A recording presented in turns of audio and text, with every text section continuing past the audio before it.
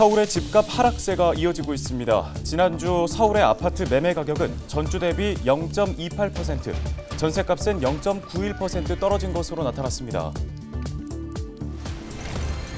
서울시의회가 다음 달 10일까지 19일간의 일정으로 임시회에 돌입했습니다. 시의회는 이번 임시회 기간 서울시정과 교육행정에 관한 시정 질문을 벌이고 공공요금 인상 등 주요 현안을 논의할 계획입니다. 은평구가 공사장 등 해빙기 취약시설에 대한 안전점검에 나섭니다.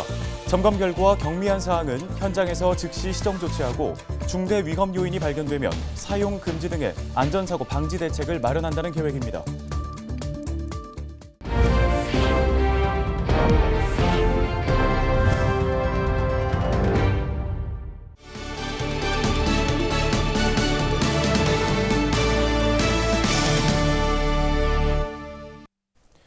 여러분 안녕하십니까? 헬로티비 뉴스입니다. 집값 하락세가 계속되고 있는 가운데 지난주 서울의 아파트 매매 가격은 0.28%, 전셋값은 0.91% 떨어진 것으로 나타났습니다. 한국부동산원이 조사한 주간 아파트 가격 동향을 보면 2월 둘째 주 기준 서울의 아파트값은 전주 대비 0.28% 하락했습니다. 은평 지역 아파트 매매 가격 하락률은 0.21%로 전주보다 하락폭이 미미하게 감소했고 양천은 0.29%로 하락폭이 커졌습니다. 부동산원은 대출 규제 완화 조치로 거래량이 소폭 늘었지만 여전히 매수인 우위 시장으로 급매물 위주의 저가 거래만 이루어지는 등 하락세가 지속하고 있다고 분석했습니다.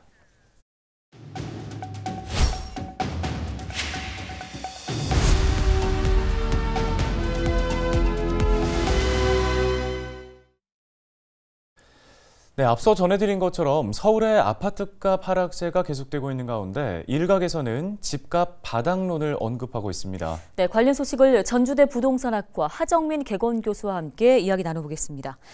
교수님, 먼저 서울 아파트 거래량이 8개월 만에 최대치를 기록했습니다. 이런 가운데 일각에선 집값 바닥론이 고개를 들고 있는데요. 먼저 이 부분에 대해서 어떤 의견이십니까? 사실은 아직 바닥이라고 보기에는 조금 어렵습니다. 왜냐면은 이제 13 대책 규제가 조금 풀린 이후에 소폭 거래량이 늘면서 이제 뭐 하락세가 둔화됐다라는 얘기들이 있는데요. 사실은 지금 이제 시기적으로 이제 약간 이제 실거주자들, 실수요자들이 약간 이제 뭐 이사나 아니면 매매나 요런 거를 지금 할 철이거든요. 겨울은 전통적으로 비수기였기 때문에 하락세나 보합세가 두드러지는 게 특징이지만 이제 2월 달 이후에 인제부터는 봄부터는 쪼끔 이런 매수세가 쪼끔 돌기 때문에 시기적으로 요런 현상이 나타나지 않았나라고 판단이 되고요. 아직 이것을 좀 '바닥을 찍었다.'라고 말씀드리기에는 쪼끔 어렵습니다. 왜냐면은 기존 간의 근 한 2 년치의 거래량에 비해서 기존의 거래 둔화랑 그리고 하락이 굉장히 하락세가 짙었기 때문에 이 단기간 내에 회복되기는 쪼끔 어려워 보이고요. 그래서 지금이 바닥이라고 생각해서 매수 시도를 하시는 분들도 있는데 아직 뭐 금리라든지 뭐 글로벌 경제 상황이라든지 그리고 성장률 둔화 이런 부분을 조금 고려하신다면은 조금 더 신중하셔야 될 필요가 있을 것 같아 보입니다. 네, 그런데 최근에 청약 통장 해지하는 분들도 좀 크게 늘어났다고 하는데요. 미분양도 속출하면서 청약 당첨이 곧 로또 당첨이다라는 공식이 좀 깨지는 것 같은 모습입니다. 청약 통장을 해지를 해도 되는 걸까요?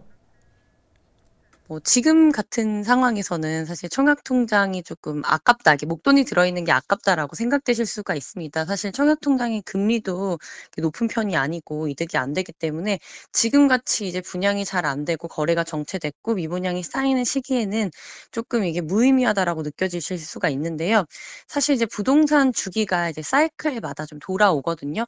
그래서 이제 미분양이 이제 해소되고 나면은 이제 시기가 조금 지나면서 분양이 다시 잘 되고 또 청약통장이 필요하게 되는 순간이 있을 수 있기 때문에 이것도 섣부르게 해지를 하시면은 나중에 낭패를 보실 수도 있습니다. 왜냐하면 청약통장이 오래되면 오래될수록 그리고 좀 가점이 높게 배분받는 점이 있기 때문에 사실 딱히 지금 뭐 대체 투자처라든지 목돈이 들어갈 일이 없으신 분들 같은 경우에는 일부 뭐 이자라든지 이런 단기간 내에 수익만 보고서 청약통장을 조금 깨버리는 건 좀 아깝다라는 생각이 좀 듭니다. 예, 알겠습니다. 서울 아파트값 요즘에 엎치락 뒤치락하는 통계에 좀 혼란스러운 분들도 많이 있습니다. 실수요자분들이 쏟아지는 집값 정보 추이에 어떻게 대처해야 하는지 좀 방법을 알려주실까요? 지금 시장 상황이요. 이제 매수자와 매도자의 가격 격차가 굉장히 많이 있는 시기입니다. 사실 지금 거래량이 아주 많이 트인 게 아니기 때문에 사실 지금은 이제 집값이 어느 정도가 하방이고 어느 정도가 지지선인지를 알 수가 없는 시기다라고 말씀을 좀 드릴 수가 있겠고요. 현재 가격에 대한 정보는 한 2020년 초반대, 2019년대로 본다면 뭐 하락폭은 한 20% 정도, 30% 정도 요 정도 수준을 적정선으로 보기는 하는데요. 지금 현재보다는 아직 이제 바닥이 확인된 것은 아니기 때문에 너무 성급하게 '아 당장 매수를 해야 되고 좀 집값이 올라갈 것 같으니까 좀 사야 되겠다.'라는 생각을 하시는 분도 계신데 조금 상황을 지켜보신 다음에 움직이는 것이 현명하다라고 좀 판단이 되고 향후 지금 뭐 아직 금리 기조가 아직은 이제 우리나라 같은 경우에는 이제 금리 이제 상승 속도를 좀 조절은 하고 있지만요. 이게 이제 금리가 완전히 인제 돌아선 것은 아니거든요. 그래서 이런 부분을 좀 체크해 보시고 하셨으면 좋겠고 많은 분들이 지금 집값 "그럼 언제가 바닥이냐?"라는 얘기를 하시는데요. 이제 몇 가지 지표로 좀 설명을 좀 드리자면은 이제 미분양에 대한 그 해소율 속도가 빨라졌을 때 그리고 이제 뭐 정부 정책에서 규제 지역이 전부 다 풀렸을 때 혹은 이제 양도소득세에 대해서 이제 다주택자에 대해서 특례를 줄 때 인제 이럴 때가 본격적으로 바닥이고 이제 매수세가 풀리는 시점으로 보기 때문에 이러한 지표들을 좀 꼼꼼히 살펴보시고 움직이셨으면 좋겠습니다. 네, 오늘 부동산 관련 도움 말씀 여기까지 듣겠습니다. 전주대 부동산학과 하정민 개건 교수였습니다. 다음 소식입니다. 서울시의회가 다음 달 10일까지 19일간의 일정으로 제316회 임시회 일정에 돌입했습니다. 서울시의회는 이번 임시회 기간에 서울시와 교육청의 주요 업무를 보고받고 각종 현안을 점검할 계획인데요. 주요 일정을 보면 21일부터 사흘간 오세훈 서울시장과 조희연 서울시 교육감을 상대로 시정과 교육행정에 관한 시정 질문을 벌입니다. 24일부터는 상임위원회별 안건을 심의하는데요. 시의회는 공공요금 인상, 이태원 참사 추모 공간, 사회적 약자 보호 관련 현안을 중점적으로 논의할 예정입니다. 이어 예산결산특별위원회를 열고 서울시 교육청 추가 경정 예산안을 심의한 뒤 10일 본회의에서 안건을 처리하고 폐회할 계획입니다. 은평구가 해빙기 안전사고 예방을 위해 다음 달 17일까지 공사장과 옹벽 등 취약시설을 점검하기로 했습니다. 점검 대상은 공사장 98곳과 3종시설 120곳, 급경사지 24곳 등 모두 355곳인데요. 은평구는 점검 결과 즉시 시정할 수 있는 사항은 현장에서 조치하고 중대 위험 요인을 발견하면 사용 금지, 철거 등의 조치를 내릴 예정입니다. 양천구가 총괄 건축가 제도를 도입합니다.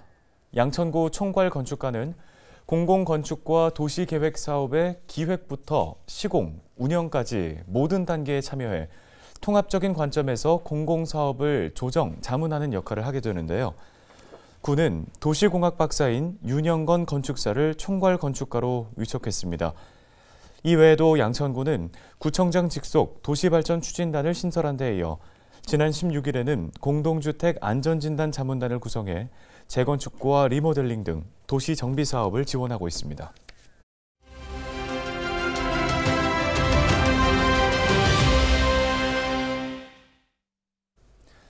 민속 경기인 솥싸움 대회, 경상북도 청도와 전라북도 정읍시 등 전국의 11곳에서 열리고 있습니다.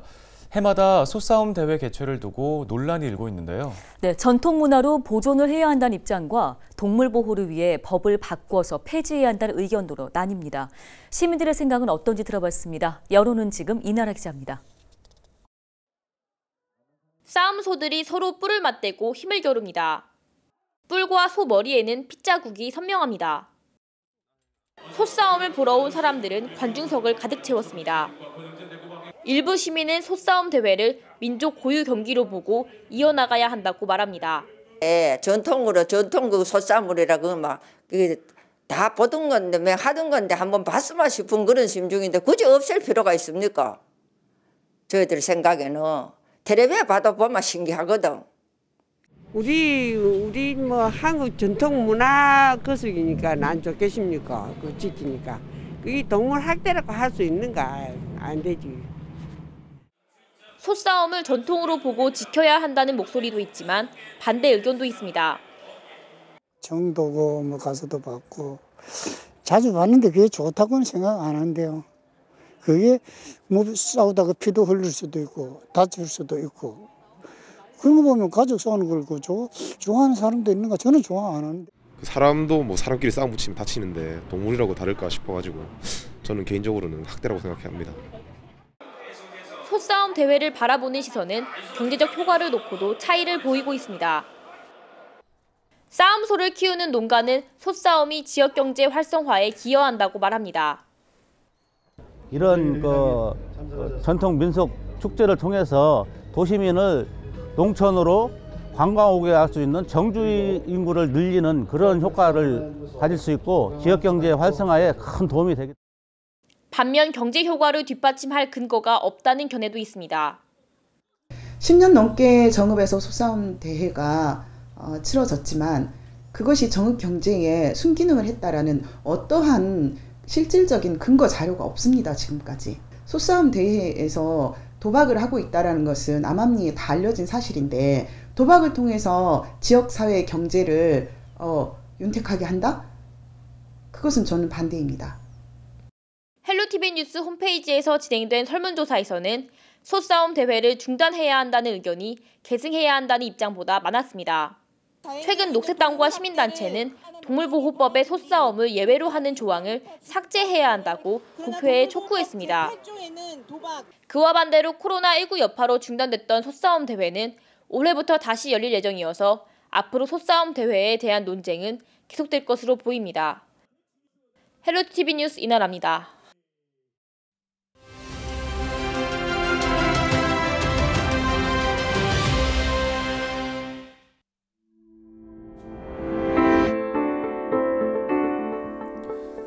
최근 지속적인 은행권 금리 인상에 서민들의 경제적 어려움은 갈수록 가중되고 있습니다. 지난해 예금은행의 중소기업 대출 중 금리가 5% 이상인 대출의 비중은 28.8%로 지난 2013년 이후 9년 만에 최고를 기록했는데요. 이는 전년보다 무려 9.6배나 커진 겁니다.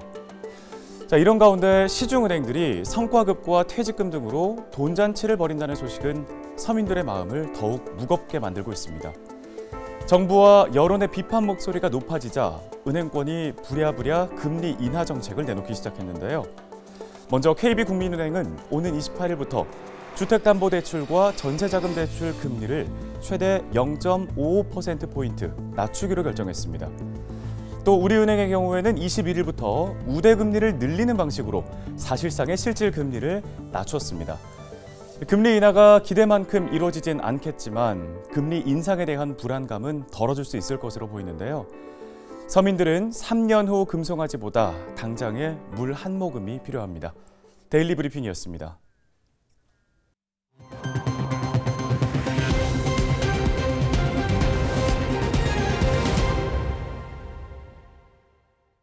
다음 소식입니다. 양천구가 거동이 불편한 노인들의 낙상 사고를 예방하기 위해 안전장비 설치를 지원합니다. 지원 대상은 장기 요양급여 등 타 법령에 의해 복지용구를 지원받지 못하는 만 60세 이상 홀몸 노인 300명입니다. 지원하는 안전장비는 미끄럼 방지 매트, 안전 손잡이, 안전 의자, 그리고 점소등 리모컨 등인데요. 구는 필요할 경우 문턱 단차 제거 등을 함께 지원할 예정입니다. 가구당 지원 상한액은 20만 원입니다. 신청 기간은 다음 달 6일부터 3월 31일까지로 동주민센터에 방문해서 접수 가능합니다. 양천구는 연령, 가구 기준 등 자격 확인을 거쳐 오는 4월 중에 대상자를 선정해 통보할 예정입니다. 양천구가 상자 텃밭 1,300세트를 분양합니다. 텃밭 한 세트의 가격은 8,500원으로 한 가구당 한 세트만 분양을 받을 수 있습니다. 텃밭 세트는 기능성 플라스틱 상자와 토양 50리터, 상추 모종으로 구성되어 있습니다. 텃밭 분양을 원하는 구민은 다음 달 6일부터 14일까지 구청 홈페이지 통합예약 포털을 통해 온라인으로 신청 가능합니다. 뉴스 마치겠습니다. 네, 고맙습니다.